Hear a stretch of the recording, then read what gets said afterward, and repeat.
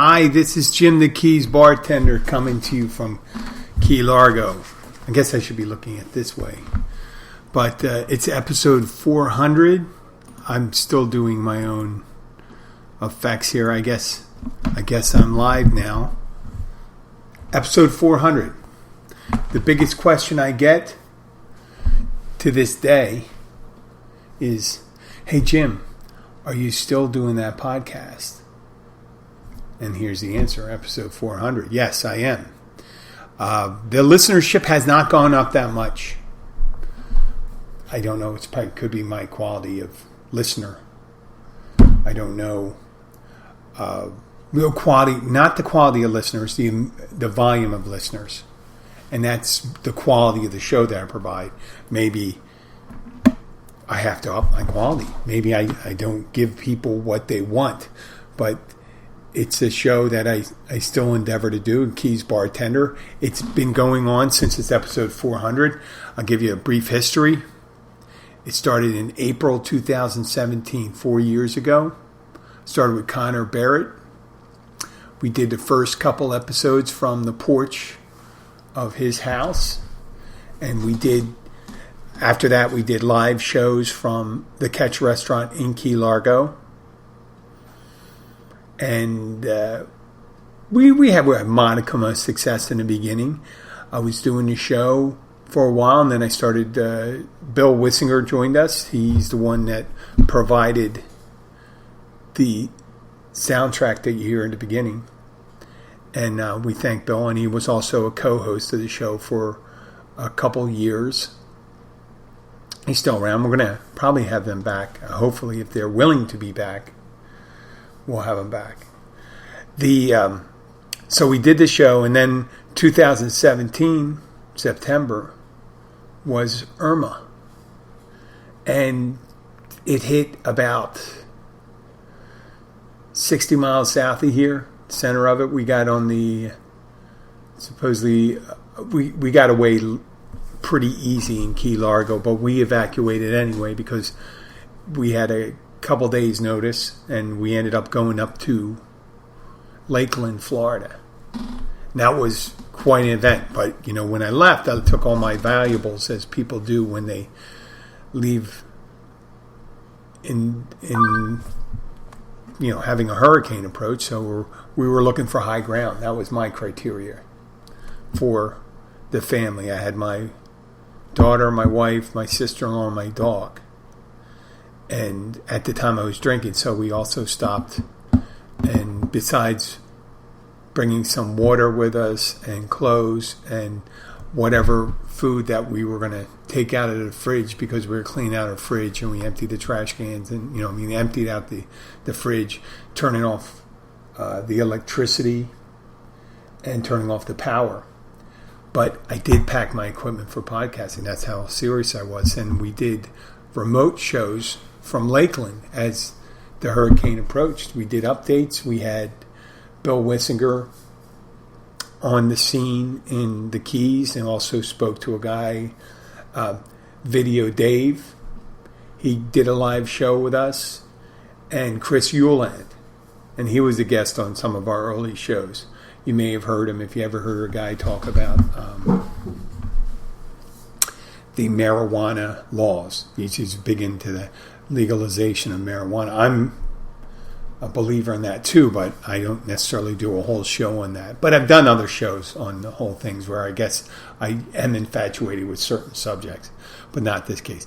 So we did the show remotely from Lakeland, had the largest listenership of excess of 3,000 people per episode. People just trying to get some news of things coming out of the Keys. I guess if I had stayed in the Keys, I would have gotten more. But I wasn't willing to risk the family. I would say, hey, Jim, we're pretty sure you were afraid. No, I was afraid about my family. I'm lazy enough to have tried to weather it out in someone's concrete bunker. It is nothing. We went through some semi-hurricanes here, and there's nothing like having 10 hours of high winds blowing by and hearing that. It's hard to sleep.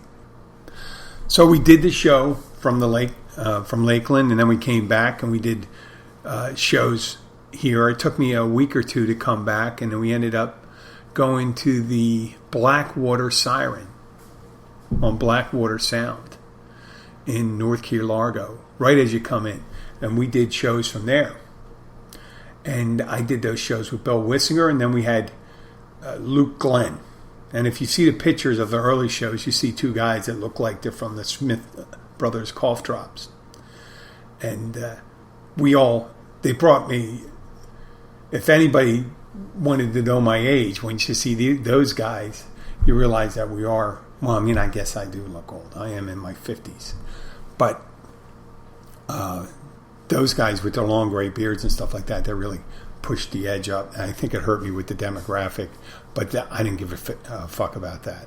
So I'm just happy to have been doing the show at the Blackwater Siren. I appreciate the owner doing it from there. And then after a while, I realized I just needed to do a show instead of trying to look for a location. Because doing a location, you're more concerned about your location than the content.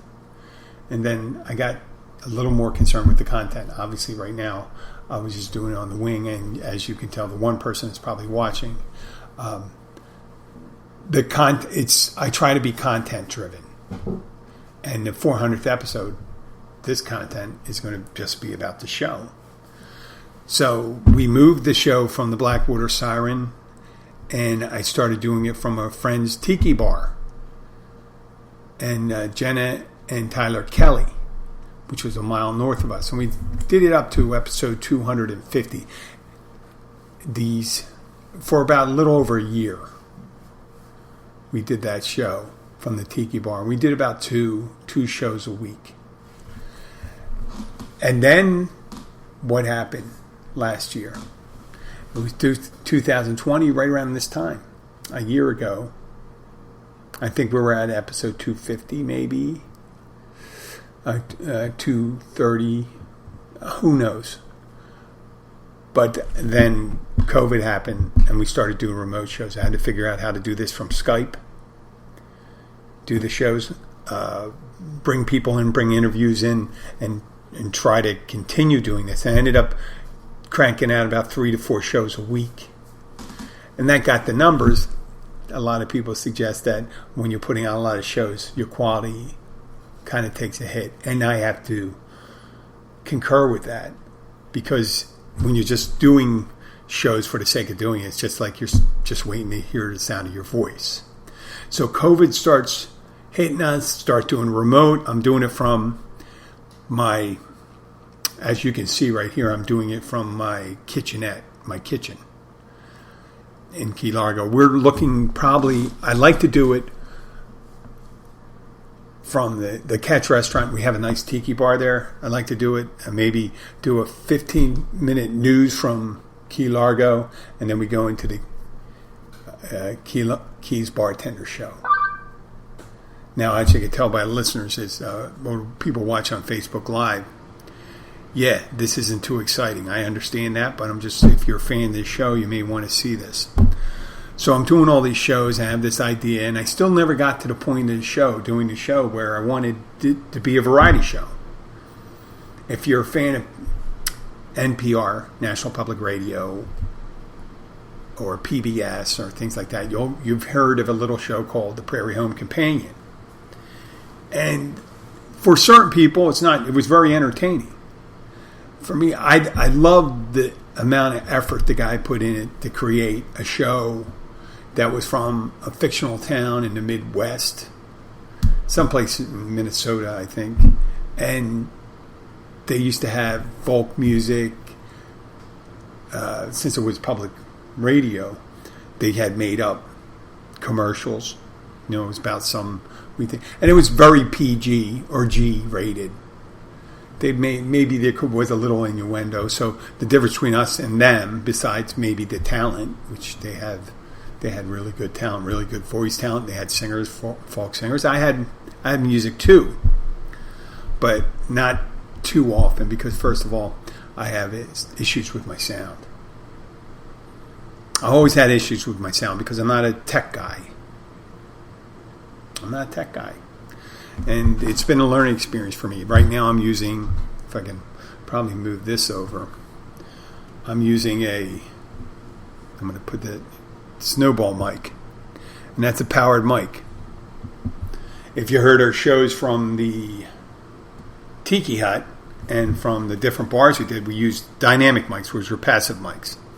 And sound is always the issue. People saying, hey, your sound really sucks. I hate hearing the buzz in the background and things. I agree the same way. I just don't know how to edit it out. And I just try to set up the tightest, most cohesive sound I can do. Now, as I was doing the shows from the COVID shows, we ended up having some reporters, the mayor of Key West, and it's the middle of the presidential one. It was the middle of the primaries, right before the summer, and I came down. People, if they didn't have any doubt, if they had a doubt about where my political proclivities lie, they didn't after listening to those shows, because I came out hard. And it was COVID. What are we going to talk about now? It's episode 400. We're moving beyond that. The vaccine's there. It's still going on. It did not disappear, but we're still dealing with it. I deal with it at the restaurant I work out with, and we've heard it in previous episodes. Yeah, I've had 2 shots. I work part-time in a hospital. I also, in December, I had an operation. I don't know. That was a big deal right here. I'm going to show, if you're listening just on the podcast, you won't see this, but you can go to the Facebook page, and I'll post this on the Keys Bartender. I'll show a picture, but there's the scar right there where they removed a tumor that was the size of a walnut. And they kind of hid you could probably see it better now, but when it first came, it was pretty ugly. It had a drain here and all that stuff. But the only thing that slowed me down with that was because it had a drain in it. It's really hard to talk when you have a tube coming out of your neck down. And it's gross. I didn't want you to see that. I guess that's my vanity. That's my vanity. I didn't want that tube coming out. I didn't want to have that liquid going down. But through all that, it was a couple times I had some gaps in the shows. It's harder to get nowadays, as with COVID, people have different motivations on what they want to do. And it's harder to get guests on. It's harder to schedule because people are doing things at different times in the day. I don't know exactly why scheduling has become a problem. But since people have been working from home, and I'm a bartender, I don't work at home, but I do this from home and I do my notary work from home. But the rest of the stuff I've got to do in place, and I have a set schedule there at work. But when you're working from home, people have a tendency to expand their work availability. And I'm sure that people are seeing a lot of different things going on right now. Right now I don't have anybody watching, but I'm going to still do it just because it's the 400th episode. I want to have a copy of that. And with the 400th episode, I want to talk about the things I want to do in the future. I want to do the live show where I can bring in a certain number of guests. You can't just come on there. I'm not bringing on guests just to fill time. They got to bring something to it, and some interesting stories. As long as they have an interesting story, something from the Keys, or some interesting story how someone got to the Keys, like myself. People always ask me, they say, Jim, where'd you come down here from the Keys? Did you come down here to escape the cold? No, I did not come down here to escape the cold. I came down here because I was getting separated. And my wife asked me to move out. And I had a friend down here, and I thought, well, it could be better. Why don't I come down for a couple months, bartend, and decide where would go on from there. My intentions were to go someplace else. I was thinking New York City or something like that, just change my life around. I didn't have any children, so it was an easy decision. Not having children, and that sounds selfish, but we tried to have children. It didn't work out. But not having children, I was able to leave and not look back. And when it came down to Keys, I thought, well, there's no way I could stay down here. I'm not a fisherman. I'm not a boater. Even though I like going on a boat, I like swimming. I don't have a problem with that. But then every time I thought I had reached a benchmark, like 3 months, 6 months, like after 3 months of being down here, 3.5 months, I stopped drinking. And I got sober down here. Well, once I started getting sober, I decided I don't want to move any place until I had at least 90 days.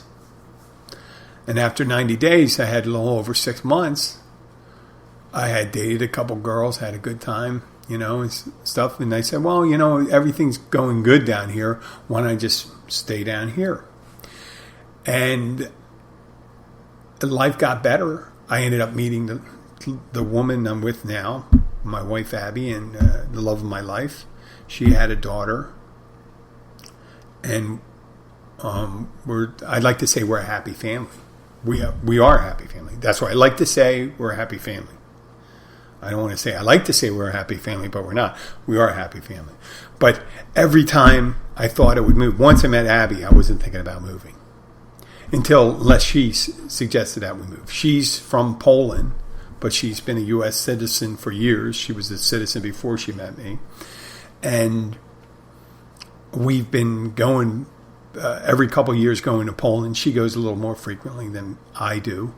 I did a couple short episodes from Poland, though it was really hard to do the shows from Poland because there's nothing that, I guess there's just the context of doing an English show from Poland. I wasn't like one of those YouTubers that do one of those vacation shows. And they tell them, show them the places that you go and things like that, which I could have done. Because at one point, I have some episodes, well, not episodes, I have some video of us in a cave. And God damn it, a cave is the worst place to be if you have a slight claustrophobia. And if you're big. Because the openings of the cave, they say, well, most people can fit through this section. There were low covering. I mean, there's some sections of the caves where it's that much difference. You got to crawl through that. And there's nothing, it's not like walking through a tube or something that has some ply. It was solid. There's nothing like being stuck in something solid. And it's got you know what? It's not the most natural place to do a recording from if you're not that comfortable. So here we are. I'm doing the live show. I'm not moving. I'm in the Keys. I come up with the idea to do a podcast. And though everyone's doing a podcast, at the time there's currently probably 1 million podcasts on, or it had been at least 1 million. There could have been 2 million podcasts. Most podcasts don't make it past the 7th episode.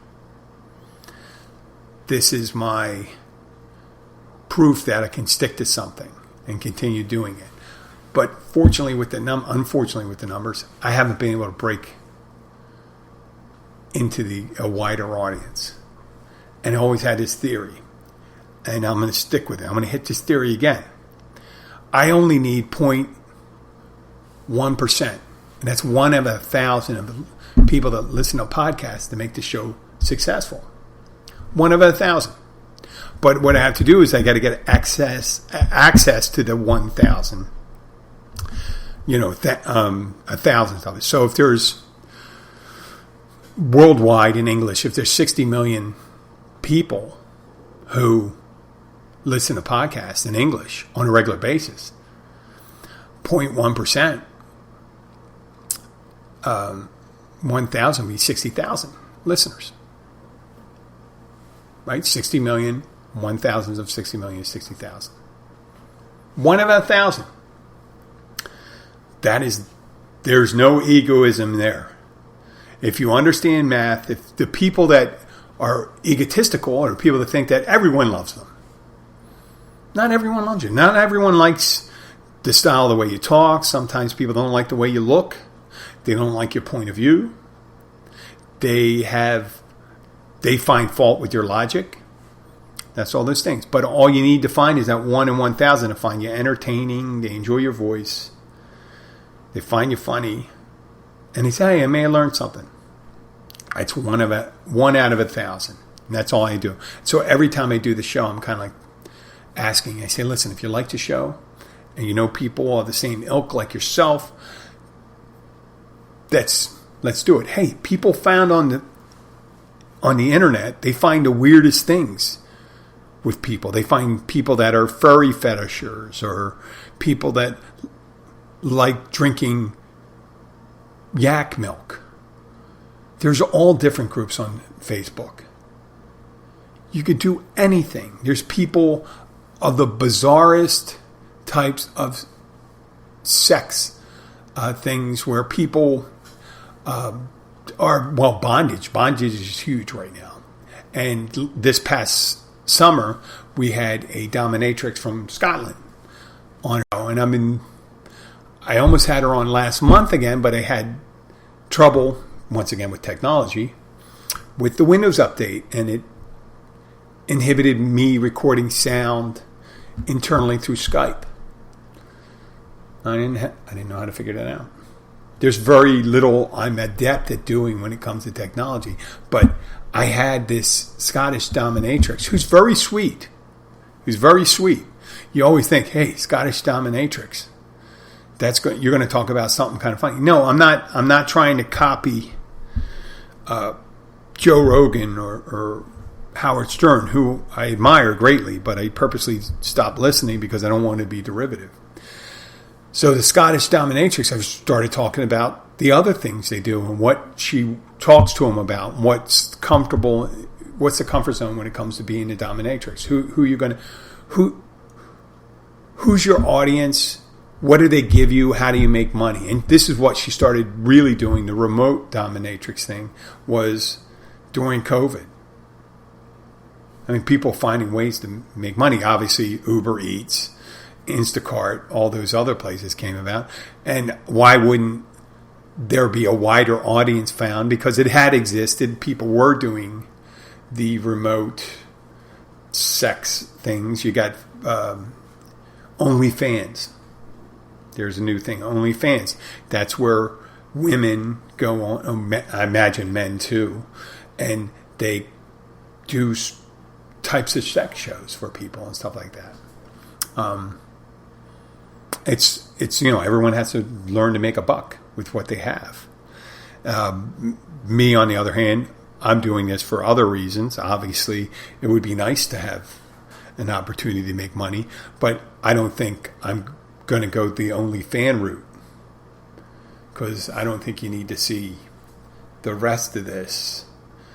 I mean, the way it is.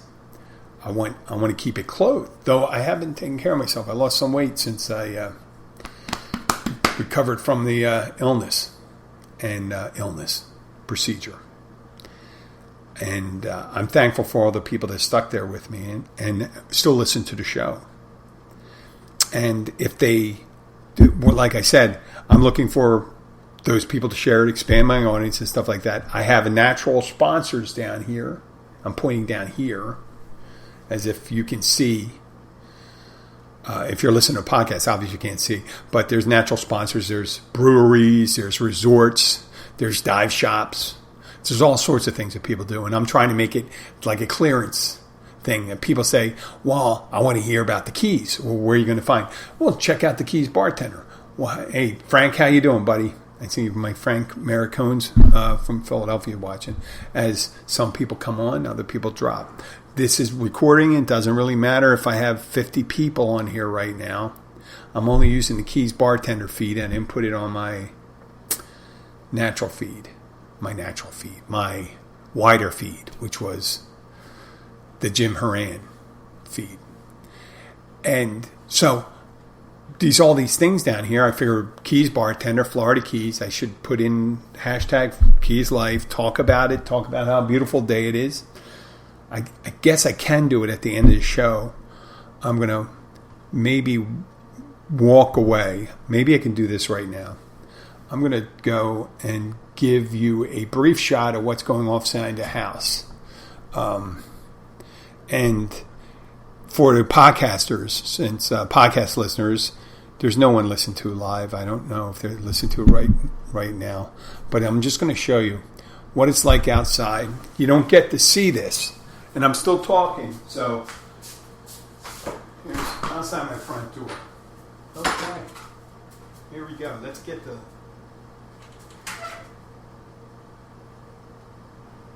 Yeah, it's not all champagne and caviar here. Car I just bought. Got my hammock for a little downtime. Coming back, I'm sorry, I guess you can hear me from over there. Noise. Well, the part of the thing getting sponsors for where people are coming down here and doing a search, I learned what a hashtag is. I didn't realize that a hashtag was, hashtag was as important as it was. I understood that it was used as an identifier, but I didn't realize it was a flag. Meaning, if I put hashtag Apple, hashtag podcast, when people do a search on social media, that hashtag is an exclamation point, just highlighting that that's what the person who's putting that material on social media, that's what they're featuring as. Podcast life, Keys life, bartender. And then, so if I use the hashtag appropriately, like if I put a hashtag and said hashtag live sex, right? I'd get a bunch of people looking for live sex going on, but within 3 seconds when they're watching it, they realize it's some old jerk off doing a podcast and then talking about his fucking stupid operation. Or this bartender doesn't even fucking talk about drinks. And he's an asshole because he's telling people how to wear a mask. So I was trying to struggle to use the hashtag appropriately. And there goes my last listener. When I use it appropriately, it brings to the forefront of what the show actually is. And it's pretty much me, my stream of consciousness, I guess. I apologize for that. And some of you may be listening just to hear other people talk and things like that. I'd like to do that, but it's hard to rely on people to show up every week. And they're not always in the mood. They don't have the same drive. I'm not paying anybody. Why would you have anybody on the show? Some people would just go on the radio just for the sake of going on radio. Just sit there and they say, I have a lot to talk about. Here we go. This is what I had for in the morning. I had this. This is my coffee cup. This is a coffee mug. I put a little creamer in there. I drink it. Oh, that's too hot. I like to have a cookie. What the fuck, man? You got to make it a little more interesting than that. So I try to add a little value, talk about the keys, talk about tie-ups, how much time you need to, when you're traveling, when you're going down to Key West, where to go, staying on DeVal Street, going to the smallest bar, checking out some of the places that I find interesting. Now, there's other places other people find interesting, so that's a nice thing having someone that's from down here and familiar with those things. Let me take these glasses off. So, where are we at? We're almost at 30 minutes. The 400th episode, I don't know if it's going to be a memorable one, but I'm hoping that the next 100 episodes that we get out here, we're able to do more live shows, bring more people in, have some interesting topics. See, sometimes I'm thinking something's interesting. I don't know. I recently started investing in cryptocurrencies. I talked about cryptocurrencies over a year and a half ago, maybe 2 years ago. And I had an old friend of mine, Carrie Bender, she suggested, she goes, Jim, you got to get involved in this. This is the wave of the future, getting in cryptocurrency. And I've been trying to understand what exactly it is and how there's value behind these cryptocurrencies. They use blockchain technology. Now, I can see the visualization of block and chain, but I still don't know exactly what that is. And they use data mining to develop value. And right now, Bitcoin is up, I don't know, some crazy amount, $5,000, $4,000 for one Bitcoin. And there's Litecoin, there's Doge, there's all these different currencies out there.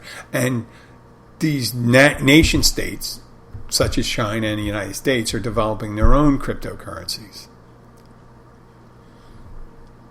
So I guess since, and people say, well, why would you invest in something you don't really understand that much, right? Why, Jim, if you don't understand what cryptocurrency is, why would you invest any of your money in it? I didn't invest a lot. I started investing. And I still use money, and I don't necessarily know how a reserve bank, they peg a dollar at a certain value. But how does that piece of paper have value? People don't really consider that. It used to be backed by gold. And gold had a certain amount of value, but once again, gold was perceived value, right? Everyone had to agree that an ounce of gold was $1,000 or $2,000 or whatever value that was, or an ounce of silver, $12, $15. There's an agreed upon value, and its value fluctuates depending on the number people put on it. So I can understand why people wanted to get off the gold standards, because if gold was, at one point, gold was $800 an ounce. And if there was a huge release of reserves, gold reserves, then the price of gold could go down. And when people stopped buying gold, the price could go down. And that would affect, if that's what your currency is based on, that would affect your value of your currency. Even then, there's so many nuances to that. Currency, economics, this is macroeconomics and this biggest thing. And the guy that invented cryptocurrency, I don't know where the fuck he is, but I'm sure he's wealthy right now.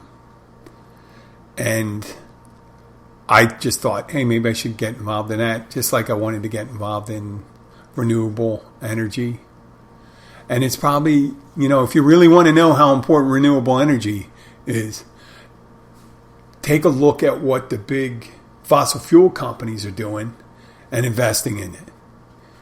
Follow the money. Or like General Motors is doing with their rollout of their electric vehicles. A couple of years ago, I got in an argument with someone on the show, and they were talking about, hey, the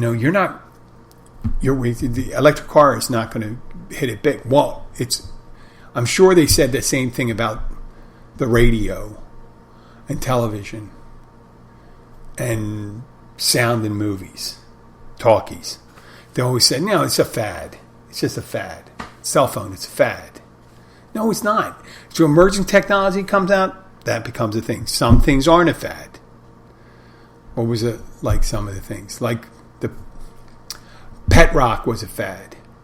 Cell phone's not a fad. Water. Natural spring water. Not a fad. People need clean water. But the special drinks like Gatorade and shit like that and energy drinks, fad. So, podcast, not a fad. People can find out exactly what they want. If they want a show where they're just fucking talking about butt plugs, they can get a show where they're just talking about butt plugs or artificial vaginas. Whatever you want, it's there. So with this show, I think maybe, I have to go and expand my horizons, because whenever I did a fake plug on a commercial, 30% of the time it's it's a commercial about a butt plug. I don't know what it's about. Freudian slip, right? who knows? Well, I'd like to thank you for listening. This is the 400th episode. I took my glasses off, so I can't really tell the time. 35 minutes. That's all the time I'm going to do today.